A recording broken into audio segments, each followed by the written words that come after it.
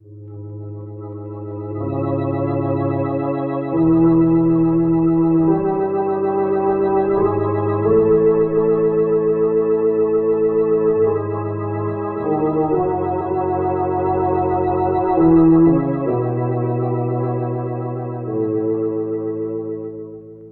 knows what evil lurks in the hearts of men? The shadow knows.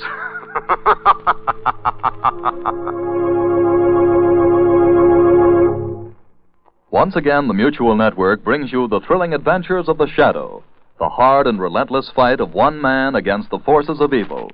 These dramatizations are designed to demonstrate forcibly to old and young alike that crime does not pay. The shooting war is over, but your Red Cross is still in there fighting, planning new invasions against suffering, hunger, and loneliness. And speaking of loneliness, let's not forget the Low Point boys still overseas. There are more than 1,500,000 of them spread out all over the world, including God-forsaken islands in the Pacific. Many of us already have forgotten, but your Red Cross never forgets. It's still there with our rear guard, helping to make life a little brighter, helping to ease the burden. Yes, the job of the Army of Occupation, according to both Generals Eisenhower and MacArthur, would be 10 times tougher if it were not for the Red Cross activities overseas. Now, the Shadow.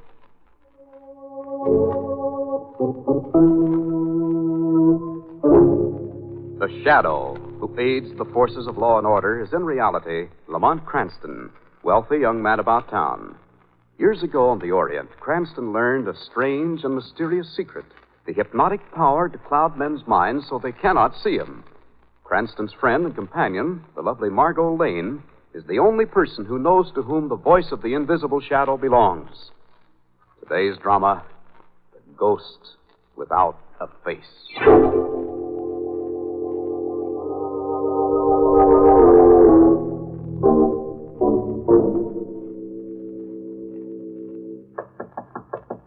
Third act, Mr. Johnson. Curtain going up. Third act, Mr. Johnson. Is anything wrong? Door's not locked. Maybe he's not in his dressing room. Oh, I'd better have a look. Mr. Johnson. Oh, there you are, sir. That's your dressing table. You're still in your dressing robe. Third act curtain is up, sir. Raise it high, Billy. That pack of stupid ingrates will never gaze upon the handsome face of Gaylord Johnson again. What's the matter, Mr. Johnson? You sound sick. Yes, sick and dying. You see only my back. Now, Billy, look upon my face. Mr. Johnson, your face, it's bleeding. Ripped and slashed with my own razor blade. There's blood on your arms. Your wrists are cut. I cut them. Yes, I died, Billy. No. But they killed me. They spurned me off. Let me go. But they can't escape the horror that will return to them after death. Let me go. Let me go. You'll see me again. I'll return from the dead to haunt this theater for eternity. Help somebody. Mr. Johnson killed himself. Mr. Johnson's dead. He's killed himself. Help!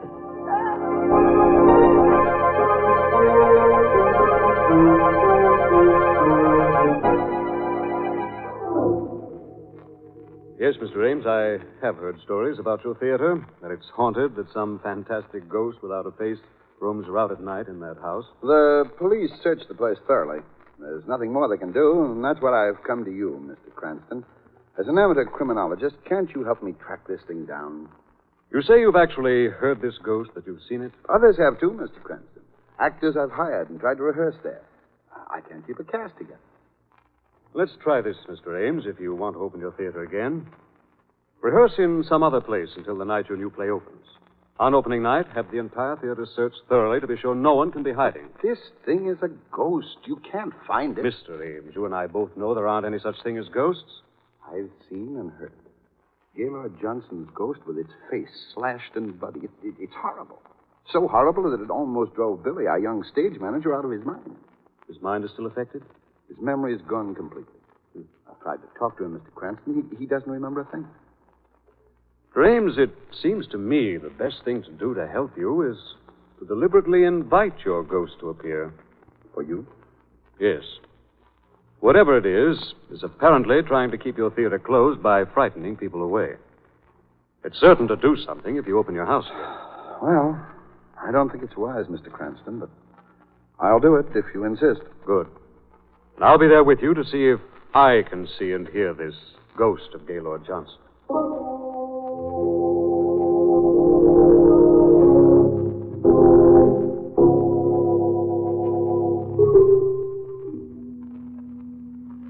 The musty, dark old place is backstage, isn't it, Lamont? Mm-hmm. Well, first act's over, darling, and so far no ghost has appeared. Mm-hmm. Oh, I think we'd better wait here in the wings out of the way until Mr. Ames comes off stage, Yes. don't you? The play seems to be going very well. Ames has really splurged on this one, hasn't he? Yeah. Lamont, what really happened here that night a year ago? Well, the third act had just started, as I understand, when Billy, the young stage manager, came running to Mr. Ames in a terrified, hysterical condition, telling him that Gaylord Johnson had killed himself. And when Mr. Ames reached the dressing room, the body had disappeared? Yes. There was blood on the floor, on the dressing table, and on the boy where Johnson had grabbed him before he died. And no trace of the body has ever been found? No. I still don't see how it could possibly have been taken from the theater that night. Backstage was crowded with actors. But the fact remains it never has been found. Oh, Mr. Cranston, Miss Lane. Oh, hello, Good Mr. evening. Ames. Well, how do you like the play? Oh, it's very good, Mr. Ames. Where did you find that wonderful old actress, Madame Trombetta? Yes, she did a magnificent bit in that last scene. She's been in this country since the war. She's a real trooper, Miss Lane. Now, here she comes now. Oh? Madam Trombetta. Ah, Mr. Ames, it did go well. Beautifully, Dorothea. And here are two new friends of yours to prove it. Miss Lane, Mr. Cranston. How do you do, Madame Trombetta? It was a beautiful job. Thank you, so kind. I must change my costume now. I will see you later, perhaps after the show. Certainly. Second act. Places. Places, please. I suppose you noticed, Mr. Cranston, I asked the police to surround the place. Had the place searched tonight? Thoroughly. Before any of the actors came in. There couldn't be anyone human hiding here. There go the lights, Lamont. Oh, yes. Well, I think we'd better stay backstage here. I wish you would, both of you. We can stand right here. Ooh. Goodness, it's awfully dark. Yes, this is the murder scene in the dungeon.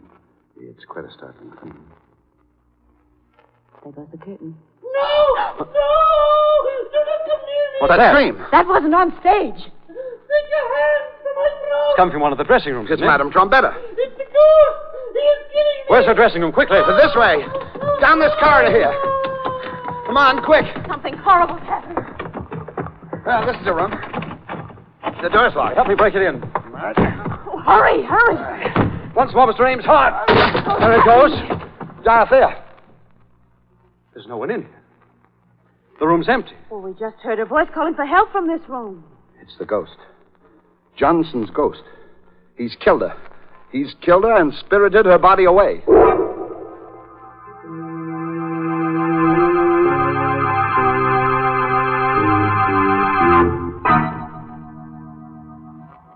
Lamont, what's happening in that theater? First the young boy, and now Madame Trombetta. I don't know yet, Margot. I'm going back there tonight and find out. Oh, darling, you've gone there before at night, and the ghost has never appeared to you. I think he might this time, Margot. If he's killed Madame Trombetta and hidden her body in there. Why do you? I was just ghost chasing before, Margot. This time, I think we may find a killer.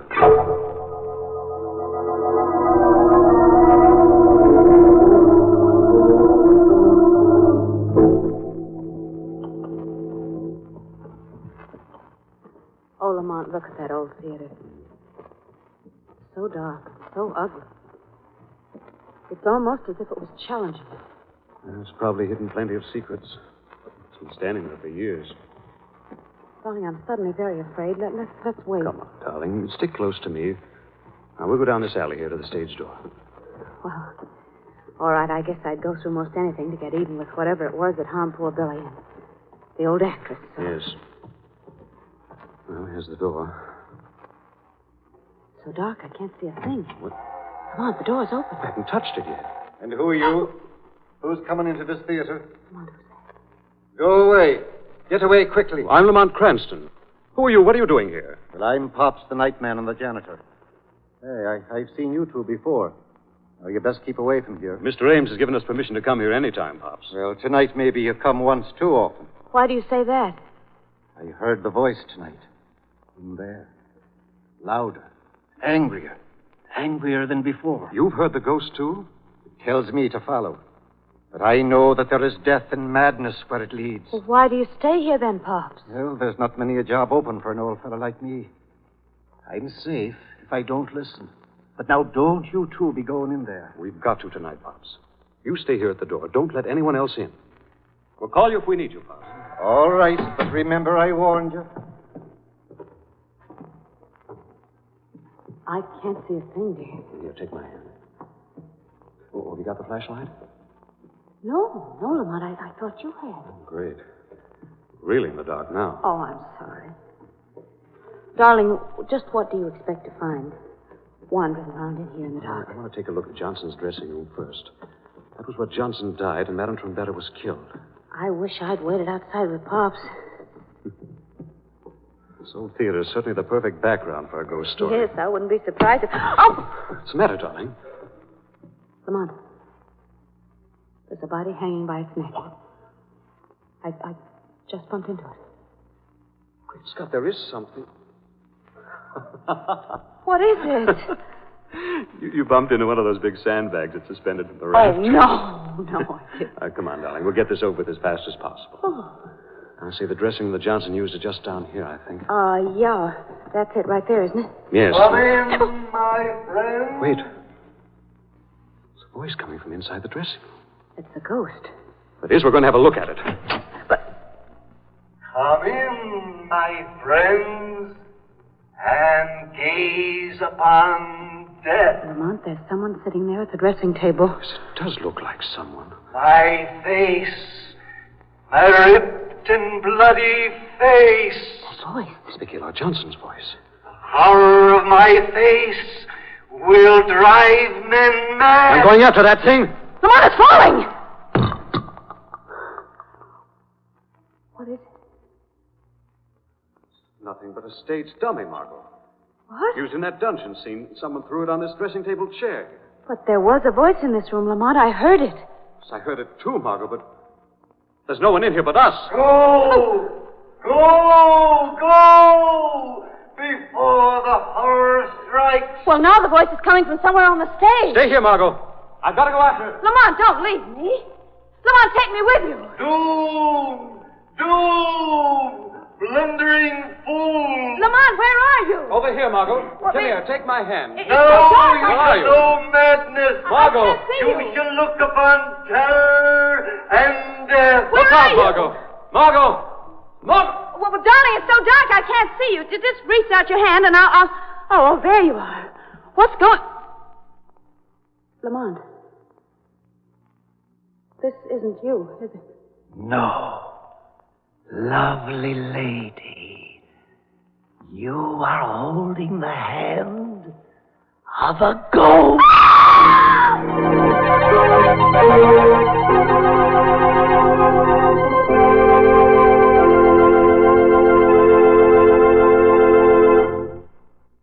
A year ago today, General Courtney Hodges and his 1st Division were battling their way through the streets of Cologne. Your Red Cross girls were there, directly behind the lines, dispensing cheer and donuts to the battle-weary GIs. Today, your Red Cross is still there with the Army of Occupation. We have silenced the Wehrmacht, but your Red Cross still fights a battle against loneliness. For the men now overseas, the warmth and hospitality of the Red Cross Recreation Club is the one bright spot in their arduous task yet to be completed. At home, their comrades in the hospitals and other veterans struggling to adjust themselves to civilian life are also benefited by your Red Cross. More than 4,300 Red Cross hospital workers assisted servicemen in our veterans' hospitals during the year of 1945. And 450,000 veterans' claims were handled by local Red Cross chapters during the same period. So, give generously to your American Red Cross for its wide and diversified program of service to humanity. Now, back to the shadow.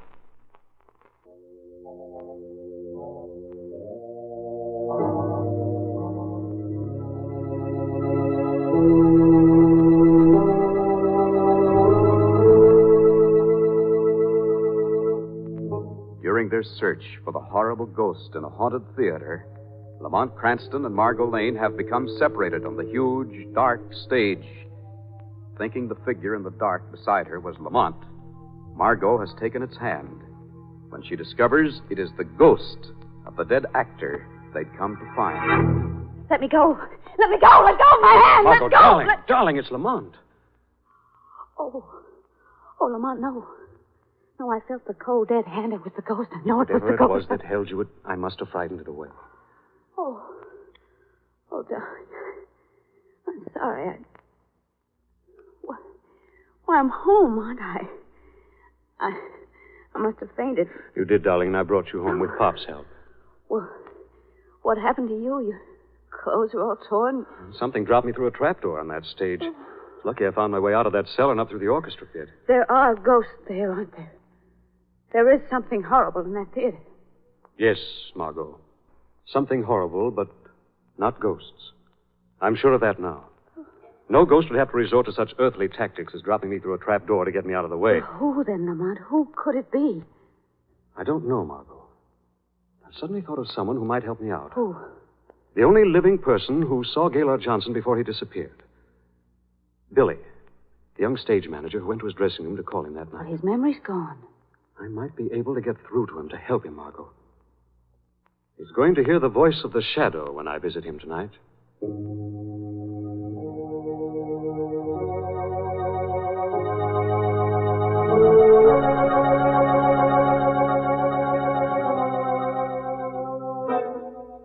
Billy, are you sleeping, or is it only your mind that sleeps tonight?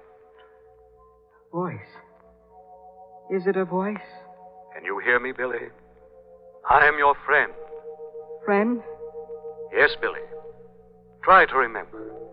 It's curtain time for the third act. Curtain time? Time for the third act, Billy. Call the actors on stage. Call the actors? Call them, Billy. Places, everyone. Places. Places, everyone. Now call the star, Billy. Call Mr. Johnson. No.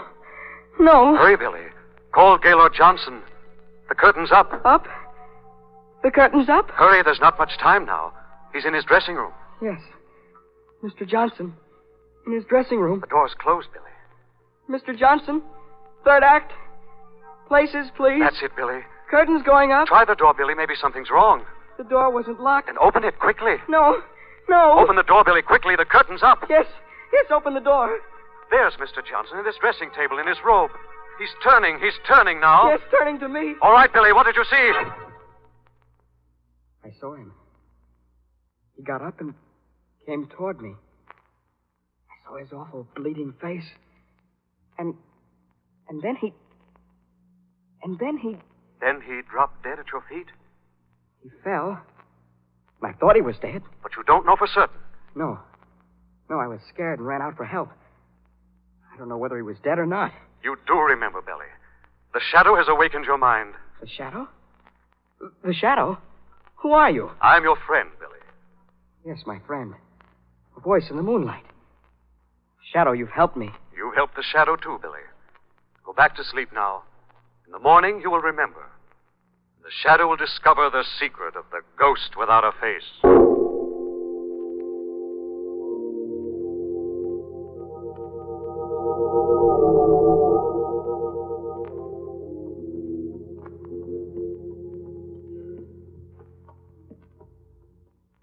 I don't care what Billy told you, Lamont.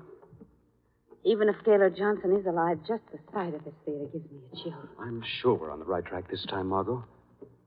Here's the stage door. Who is there?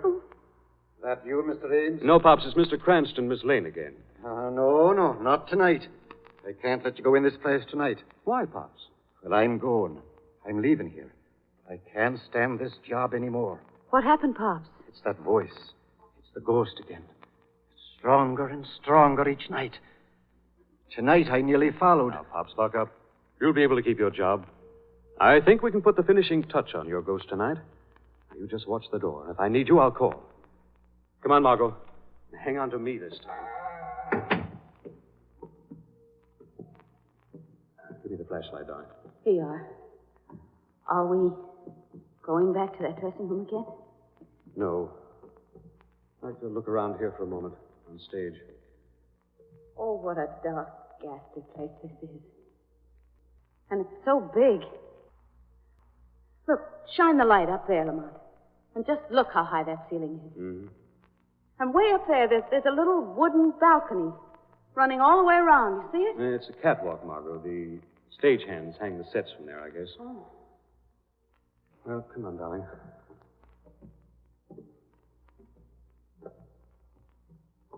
Lamont, that heavy sandbag. Right up above us. It's swinging. It's falling! Margo, look out! Lamont! Darling, you all right? Oh, yes, I guess so. Blessing you were looking up. Just a moment later, and we'd have... Lamont, you know that something is trying to kill us, don't you? Yes. I think our ghost is desperate now. Looks like it's going to be a fight to the end. Come! Come! Follow me! Come where I beckon. The voice again. Where is it coming from? It sounds as if it were coming from Johnson's dressing room down that hallway. Yes. Yes. I come when you call. Look, it's Pops. They're across the stage. I come. I hear the ghost voice now. He looks almost as if he was hypnotized. Pops is going into the dressing room, Margo. The door's closing. Come on, Margo, quickly. Door's locked again. I'll help him, hurry. Here it goes, Margo. Keep back. Pops! He's fallen. Pops! Lamont. Pops, are you all right? He disappeared through that door. Out the door to the stage. Get him quick. Stay here with Pops, Margo. I've got to get our ghost this time. Right. I'll help you, Pops. Here, just put your arms on me and let me get you on the couch. All right, I can manage. Why, Pops, you can stand alone. Wait, don't come. What? Oh, take your hands on my throat. Lamont, we've been tricked. Help! Margo! Help! Pops, what are you... Oh. Pops! Stop! Come back here! Lamont! There he goes, Lamont, up that fire escape to the catwalk. Good. I got him trapped this time. The shadow will bring that ghost down to earth.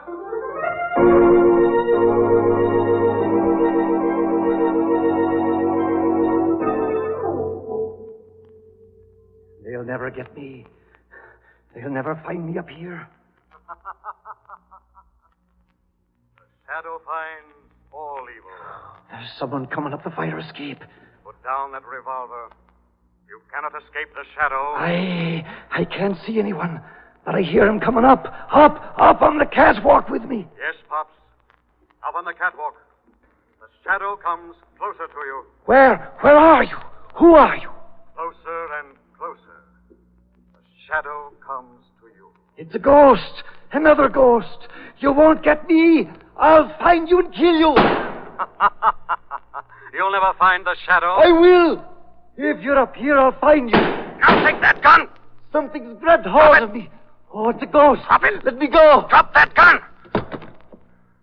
Now you're getting down off this catwalk. I don't know what you are, but if I find you, I'll throw you over that rail. Come back here, you fool. Come back. That rail's breaking. If I find you, I'll kill you. Get away from that rail. It's breaking. Look out.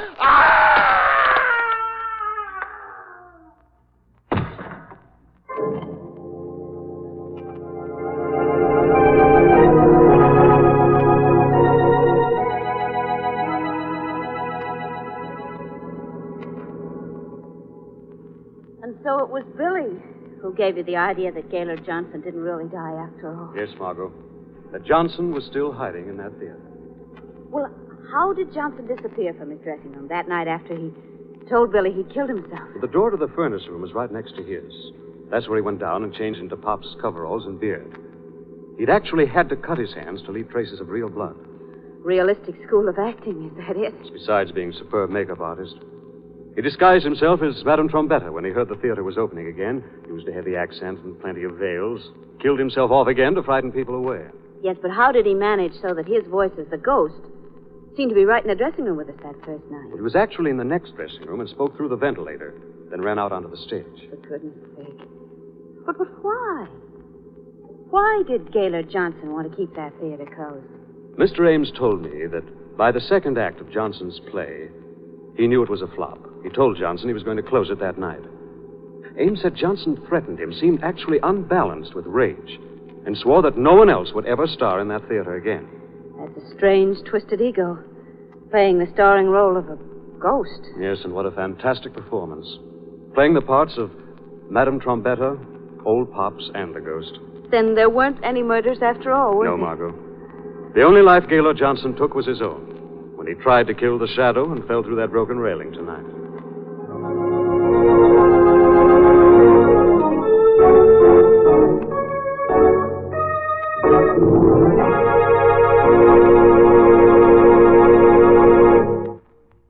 The Shadow returns in just a moment. Since Pearl Harbor, over 500,000 victims of 869 domestic disasters have been given food, clothing, shelter, and medical care by your Red Cross. Yes, even in spite of war, Red Cross carried on the home front, for disaster is no respecter of war. When tragedies occur, Red Cross disaster workers are on the scene immediately. They feed, clothe, and shelter the needy victims, give medical care to the injured, and stay at their side through the long period of rehabilitation. But your Red Cross is present not only in time of disaster, it is also with our men still overseas, our wounded in the hospitals, and our veterans who are struggling to try and readjust themselves to the problems of civilian life. The Red Cross is G.I. Joe's home away from home, and wherever he sees the sign of the Red Cross, he knows that America isn't really thousands of miles away. So give generously to your American Red Cross for its wide and diversified program of service to humanity.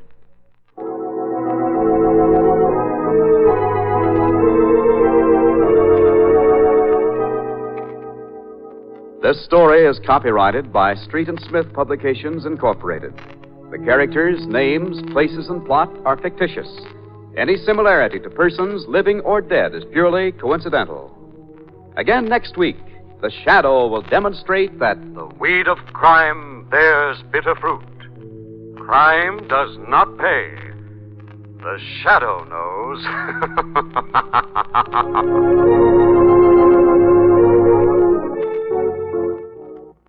Next week, same time, same station, the Mutual Network will bring you another strange and thrilling adventure in the Shadow's daring battle against the forces of evil. Be sure to listen.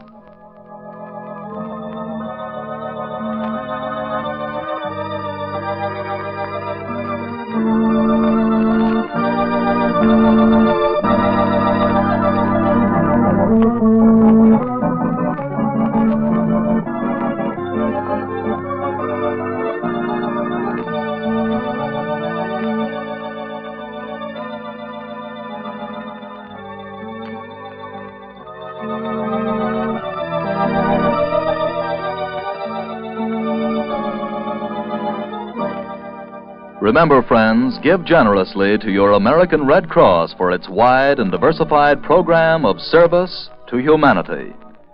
This is the Mutual Don Lee Broadcasting System.